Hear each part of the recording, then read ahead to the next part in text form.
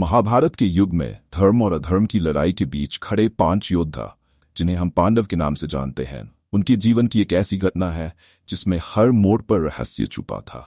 युधिष्ठिर, भीम, अर्जुन, नकुल और सहदेव, ये पांचों भाई सिर्फ युद्ध के महानायक ही नहीं थे, बल्कि इनके जीवन में गहरे रहस्यों की परतें भी थीं, जिन्हें इतिहास में कम ही उजागर किया गया है।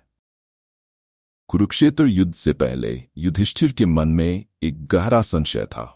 उनके हृदय में एक ऐसा सवाल था जिसे उन्होंने अपने भाइयों से कभी साझा नहीं किया। युद्ध के ठीक पहले युधिष्ठिर को एक सपने में धृतराष्ट्र का चेहरा दिखाई देता है, जो उन्हें कर्तव्य और धर्म के बीच उलझा देता है। इस सपने का रहस्य क्या था?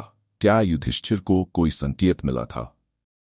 भीम की शक्ति की कहानियां हर कोई जानता है, लेकिन उसकी ताकत का असली रहस्य क्या था? युद्ध के दौरान भीम अचानक थकान से चूर हो गए। उस समय भीम को याद आया कि उनकी ताकत उनके अकेले की नहीं थी, बल्कि किसी छुपे हुए तंत्र की देन थी। कौन था वो रहस्यमय शक्तिशाली तंत्र जो भीम की ताकत को नियंत्रित कर रहा था? अर्जुन के मन में युद्ध से पहले एक भीषण संघर्ष चल रहा था। उन्होंने कृष्ण से गीता का उपदेश सुना, लेकिन क्या वो वास्तव में हर बात को समझ पाए थे?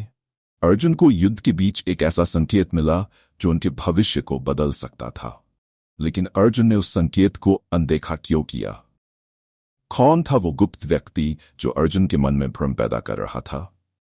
नकुल, जो सबसे सुंदर और आकर्षक माने जाते थे, उनके शरीर पर एक दिव्य चिन्ह उभरता है जो भविष्य के किसी बड़े हादसे का संकेत था। वो चिन्ह नकुल को कहां से मिला? क्या वो देवताओं का आशीर्वाद था या फिर कोई शाप था?